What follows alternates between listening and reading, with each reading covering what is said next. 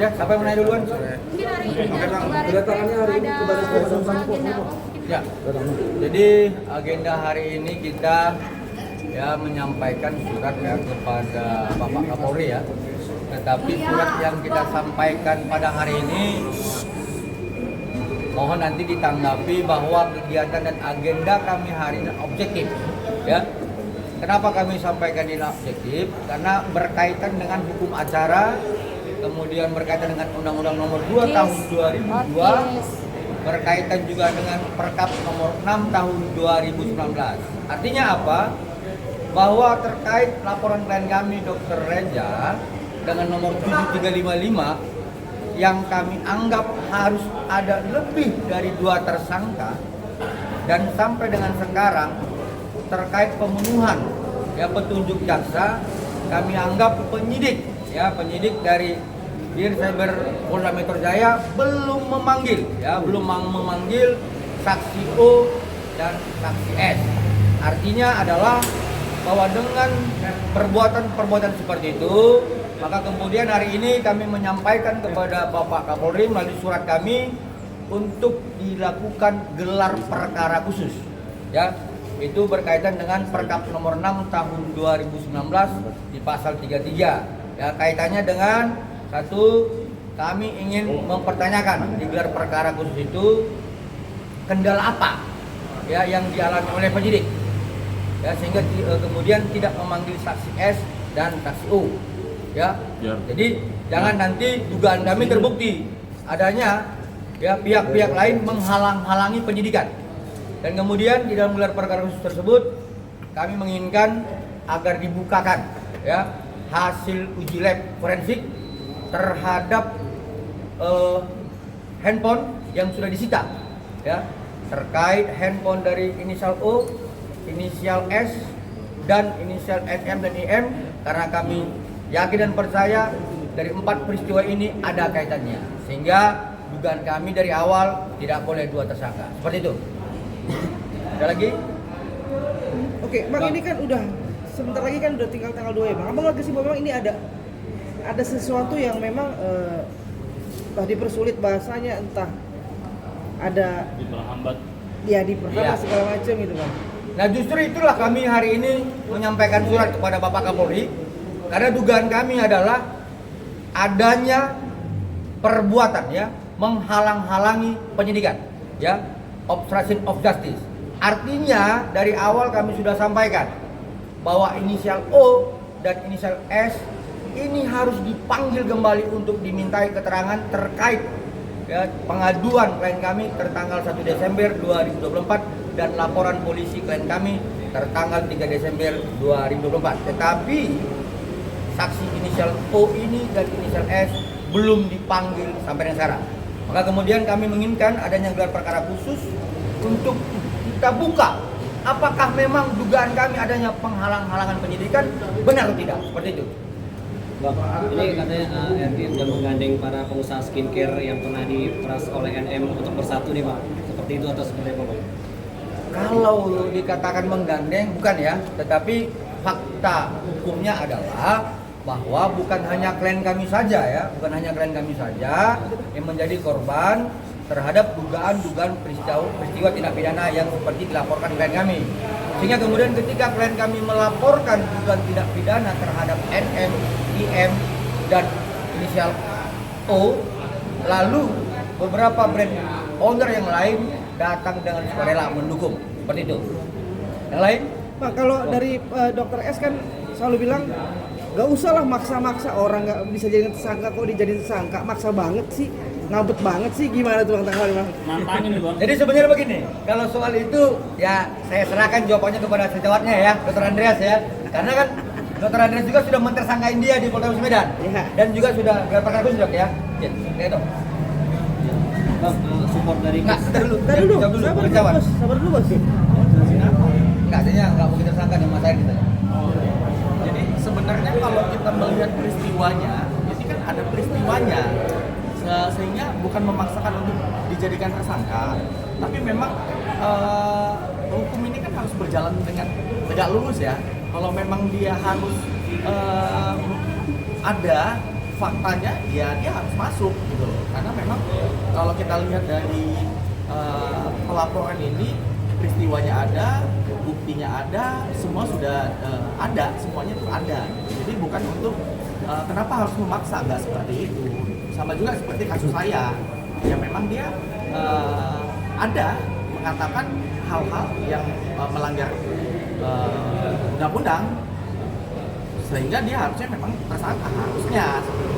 Jadi bukan memaksakan, tapi memang udah seharusnya.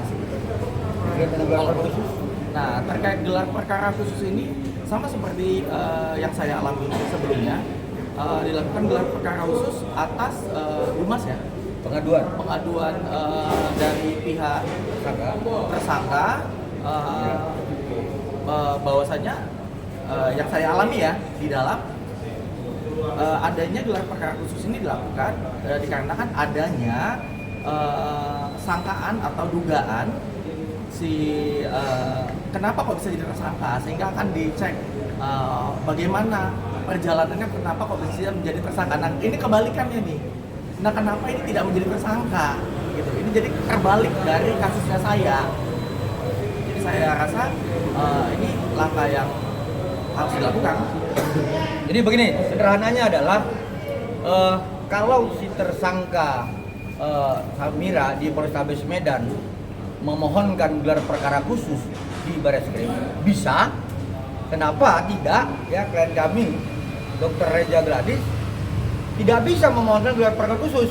Tetapi ini terhadap kenapa tidak ada tersangka lain seperti itu. Ya begitu dok ya.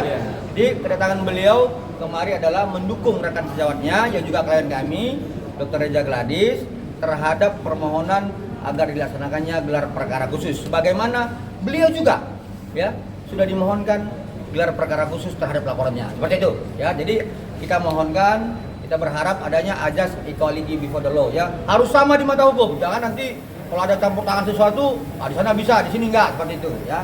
Ini kita ingatkan kepada pihak penyidik dan Kapolri, seperti itu. Bang, ini kan udah hari ini abang ke Mabes Polri ya. Ada langkah-langkah selanjutnya nggak, Bang sih? Kemana lagi kira-kira bang untuk mencapai sebuah keadilan yang harus ditegakkan ini bang? Ah, ini dia, ini si botak ini. Jadi baik, terima kasih rekan-rekan media. Langkah kita selanjutnya adalah kita akan menyurati Wasum dan juga akan menyurati Kadif Propam, serta juga kita akan menyurati surat perlindungan untuk Komisi 3 DPR RI. Karena perlu rekan-rekan semua ketahui di sini Direktur Reserse Kriminal Polda Metro Jaya, Bapak Roberto Pasaribu, kami anggap telah menghalang-halangi proses. Dugaan kami telah menghalang-halangi proses penyidikan terhadap perkara ini. Kenapa kami menyatakan Pak Roberto Pasaribu menghalang-halangi? Kami juga menghalang-halangi perkara ini. Pertama, dia telah memberikan izin pinjam pakai terhadap handphone milik saksi O. Padahal baru 1 hari disita. Selanjutnya, berdasarkan peristiwa hukum tanggal 14 kemarin terkait BAP tambahan, semua pertanyaan itu mengarah ke saksi O dan saksi S.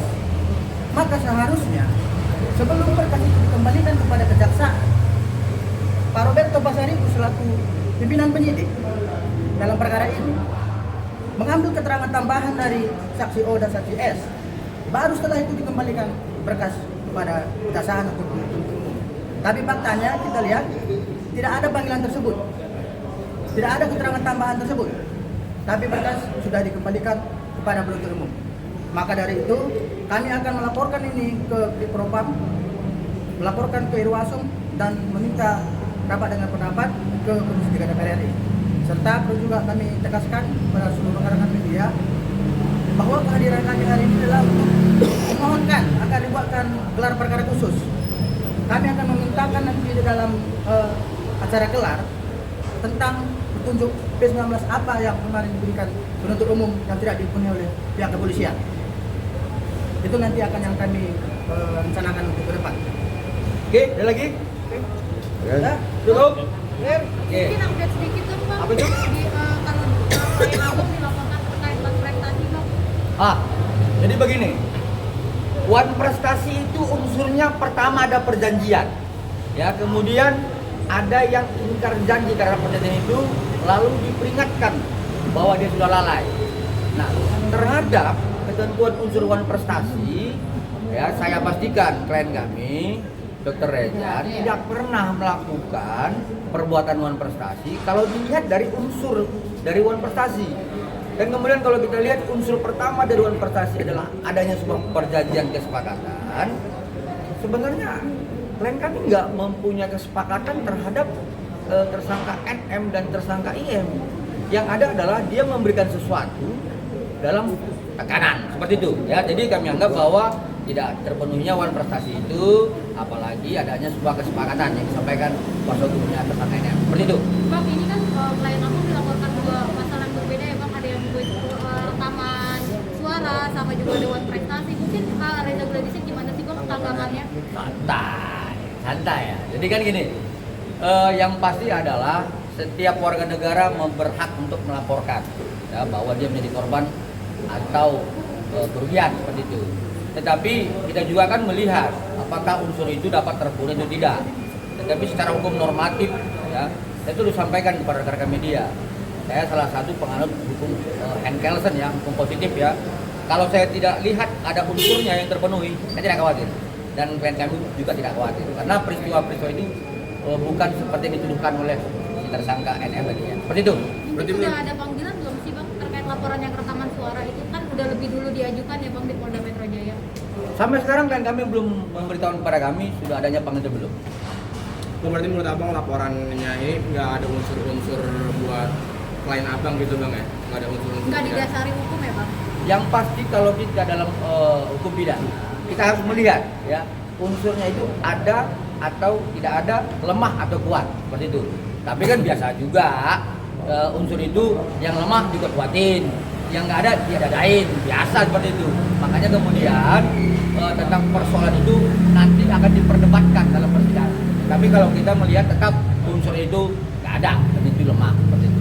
Untuk Dr. Reza Gladysnya sendiri udah siap kan kalau misalkan ada pemanggilan, ada pemeriksaan dan lain-lain mungkin Sudah siap ya, klien kita sangat siap untuk menghadapi apapun yang dituduhkan kepada dia. Seperti itu.